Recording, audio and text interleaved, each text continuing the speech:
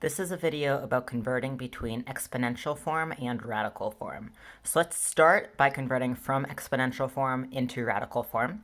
So what we're going to do is we're going to take our base, which is always going to be this big number that's not the exponent, and we're just going to write that. We're going to put a root symbol over it. And normally we think of this as a square root symbol, but it doesn't have to be a square root. It can be any sort of root. The type of root it is depends on what the denominator of the exponent is. All right, so in this case, the denominator of the exponent is 5, and so it is the fifth root. We're going to write the 5 right there.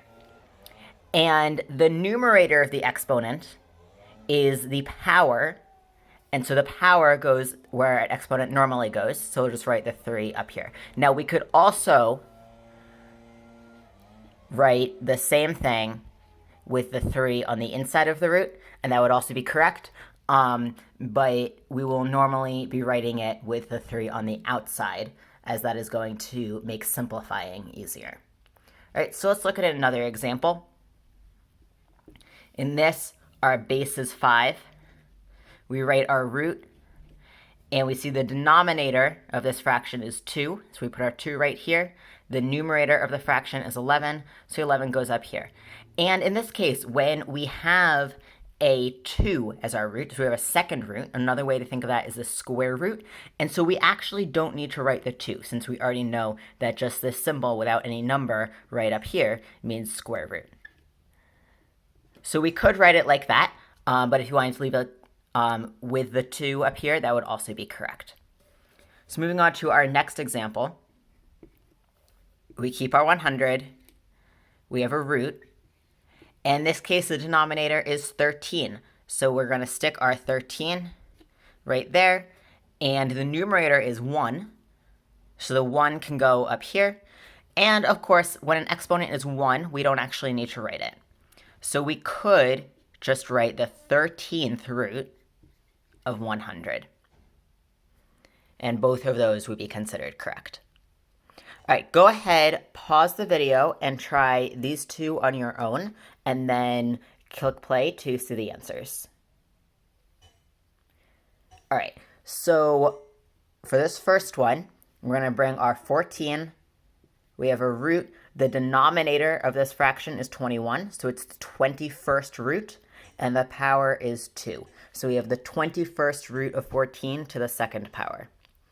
Over here, we have 6 to the 1 over 6. So our big 6, we bring that over. We have a root. The denominator of the fraction is 6, and the numerator is 1. So we can write our answer like this. Or again, we do not actually need the exponent since it's a 1. So we could just write it the 6th root of 6, and that would also be correct.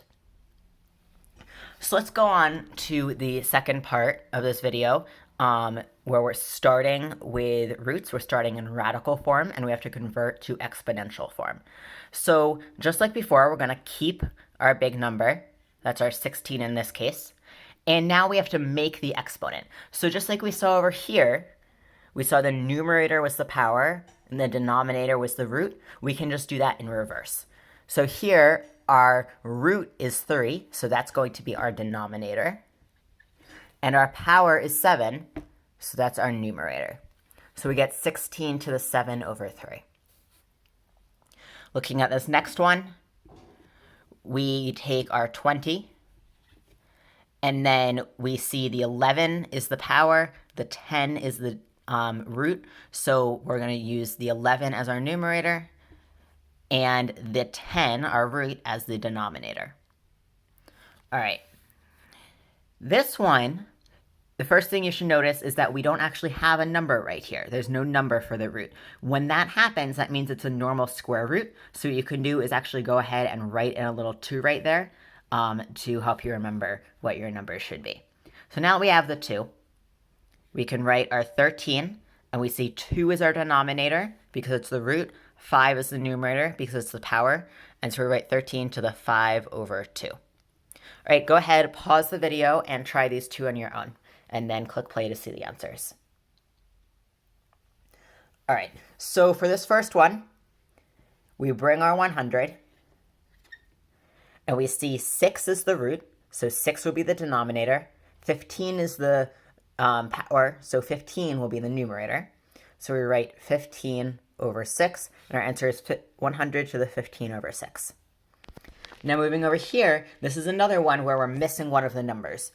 So we have our root, we don't have our power. Anytime we don't have a power, that means we have an invisible 1. So you can go ahead and write that 1 in, and then do it just like normal. We bring over our big 7, and then 7 is the root, so it's the denominator. 1 is the power, so it is the numerator. So we get 1 over 7. So we have 7 to the 1 over 7.